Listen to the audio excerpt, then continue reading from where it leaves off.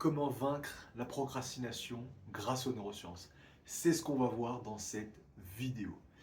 Déjà, on va commencer par la question, qu'est-ce que c'est que la procrastination?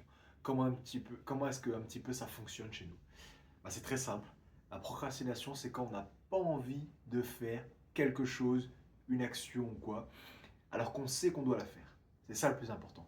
On sait qu'on doit faire quelque chose, mais on n'a pas envie de la faire, on a la flemme et on va procrastiner. Et ça peut durer très longtemps, des mois, des années. La procrastination n'a pas de limite. Donc on va voir pourquoi.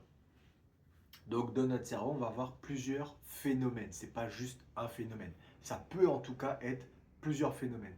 Il y a une partie de notre cerveau qui s'appelle l'amygdale, qui est une petite zone qui va être euh, associée, on va dire, notamment à tout ce qui va être émotion et surtout la peur.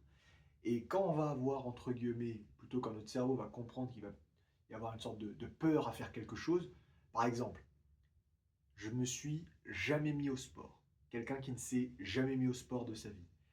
Si maintenant, et qu'il est en surpoids, il a vraiment un gros surpoids, il doit perdre 20-30 kilos, et qu'il veut vraiment aller à la salle, il sait très bien de façon consciente, ou même s'il se voile la face, en tout cas de façon inconsciente, qu'au début, il va en chier. Et donc l'amygdale va s'activer. L'amygdale va s'activer. Donc ça veut dire quoi? La peur va s'activer chez lui. Il va dire putain, j'ai envie d'y aller, mais en même temps, je sais que je vais en baver, donc je vais pas bouger. C'est typiquement un exemple du fonctionnement de l'amygdale et qui fait qu'on va procrastiner. On sait qu'on veut perdre du poids, on sait qu'on peut perdre du poids, mais la peur va être tellement forte qu'on va succomber à cette peur et du coup on ne va pas bouger. Autre cas de figure, on va avoir ce qu'on appelle le circuit de la récompense. Donc le circuit de la récompense, euh, c'est tout simplement lorsqu'on va effectuer quelque chose et que notre cerveau va nous récompenser à travers des neurotransmetteurs. Donc ça peut être de l'endorphine, de l'ocytocine, les hormones du bonheur, de la dopamine, la sérotonine, etc. Voilà. Tout le petit cocktail chimique qu'on entend un petit peu parler, c'est une récompense. Quand on fait du sport, au bout de 30 minutes, aujourd'hui tout le monde le sait, quand on fait par exemple de la course à pied, on va avoir des endorphines. Pourquoi? Pour tout simplement nous mettre bien. C'est pour ça que quand on fait un sport, notamment d'endurance, au début c'est un peu galère, puis au bout de 30 minutes, ça fait du bien. Pourquoi? Parce que du coup la douleur, elle est un petit peu apaisée et notre cerveau nous récompense. Ok, t'as charbonné, t'as fait du sport, boum, je te donne une récompense. Quand vous avez beaucoup travaillé, que vous avez été productif, que vous êtes fier de vous, à la fin de la journée, vous allez bien dormir. Bon, si évidemment vous n'avez pas trop de pensées euh, qui doivent gérer ou qui sont axées par exemple sur le négatif, si vous faites votre journée, que vous avez fait une bonne journée, votre cerveau va vous récompenser. Et ça, on pourrait dupliquer l'exemple. Donc ça, c'est un exemple très basique, très schématique. Pour rentrer dans les détails, je rentre plus dans les détails, euh, notamment ce que je fais avec les clients. Mais en tout cas, là, pour ça, si vous savez déjà ça, c'est déjà très bien. Le circuit de la récompense, comme ça qui fonctionne. On a vraiment plein d'autres cas de figure. Il y a une chose qu'il faut retenir sur le cerveau, c'est que ce qu'il aime, c'est le plaisir. Ce qu'il aime, c'est le plaisir, et ce qu'il veut éviter, ce qu'il veut fuir, ça va être la douleur. C'est pour ça que si, et c'est même pas si en fait, c'est qu'il n'y a pas de procrastination, par exemple, pour se poser, pour regarder des séries, pour regarder des films, pour flemmarder, pour glander. Il n'y a pas de procrastination là-dedans. On peut le faire quasiment à l'infini. Pourquoi? Parce qu'il n'y a pas de douleur. Quand tu regardes une série, quand tu regardes des films, il n'y a pas de douleur à ça. Quand tu flemmardes, il n'y a pas de douleur. Et au contraire, c'est un plaisir. Quand tu scrolles sur les réseaux tout le temps, c'est un plaisir, ça te fait tes shoots de dopamine, etc. Et il adore ça. Donc, le but, c'est de doser. Le but, c'est vraiment de savoir doser. Et donc, il y a une autre partie de notre cerveau qui est fait pour ça. C'est notamment au niveau du front, ce qu'on va appeler le cortex frontal ou cortex préfrontal.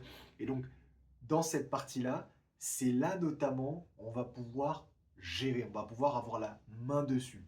Et c'est important parce que si on n'a pas la main dessus, au final, ça veut dire que on est des assistés, on se fait manipuler par notre cerveau et donc ah oui, mais j'ai eu peur et j'ai cédé à la peur.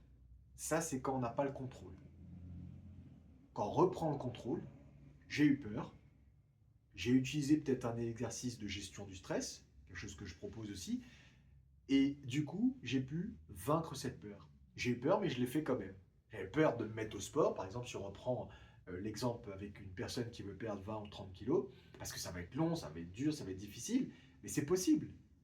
Et à vrai dire, tant que c'est possible, c'est faisable et donc il y a pas en fait de croyances limitantes en excès à avoir.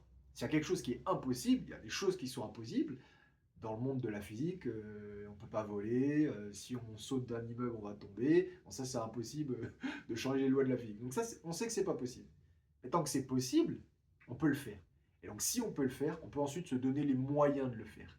Et là, pareil, si on revient au circuit de la récompense, notre cerveau va nous récompenser quand il va voir qu'on va faire les efforts, qu'on va y croire. Enfin, il y a tout un protocole à faire pour que notre cerveau ensuite soit notre meilleur allié.